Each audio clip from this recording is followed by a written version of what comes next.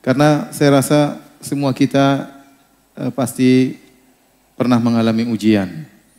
Dan mungkin banyak di antara kita sedang mengalami ujian. Dan yang belum mengalami ujian pasti akan menghadapi ujian. Karena memang hidup di atas muka bumi ini adalah untuk diuji. Allah menciptakan langit dan bumi, Allah menciptakan kita adalah untuk menguji kita. Jadi kita harus tahu bahwasanya kita hidup di dunia ini memang untuk diuji. Makanya Allah Subhanahu wa taala berfirman, "Alladzi khalaqal mauta wal hayata liyabluwakum." Dialah yang menciptakan kematian dan menciptakan kehidupan. Liyabluwakum, untuk menguji kalian. Ayyukum ahsanu amala. Mana di antara kalian yang terbaik amalannya.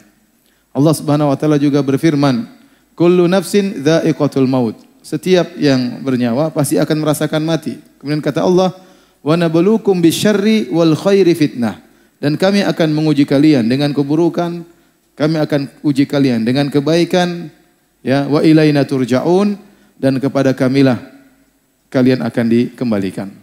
Jadi orang yang hidup di atas muka bumi harus siap diuji. Kalau tidak mau diuji, mati saja ya. Ya, nanti terus diuji di alam barzakh, ujian selanjutnya. Ya, tapi di atas muka bumi pasti diuji, nggak mungkin nggak diuji. Siapapun diuji. Ada orang diuji dengan suaminya, ada sebagian wanita diuji dengan suaminya. Suaminya kasar, suaminya tidak sayang sama dia. Tiap hari bilang mau poligami, mau poligami, mau poligami.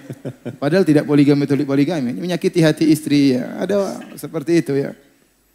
Ada sebaliknya seorang diuji dengan istrinya ya. Hanya bisa nuntut, tidak melaksanakan kewajibannya sebagai istri. Ada uang abang disayang, tidak ada uang abang ditendang. Dan ada orang diuji dengan orang tuanya sendiri, ada. Orang tua yang tidak sabar, banyak nuntut, maunya anaknya seperti ini, perbuatannya tidak dihargai. Ya, kalau sekolahnya tidak berhasil dimaki-maki, ada orang diuji dengan orang tuanya. Ada orang diuji dengan anak-anaknya, anaknya nakal, narkoba dan macam-macamnya. Ada banyak wanita diuji dengan mertuanya. Ya. Jadi ujian menimpa siapa saja. Ya. Dan ujian tatkala menerpa, bukan hanya menerpa orang-orang miskin saja atau orang rakyat jelata.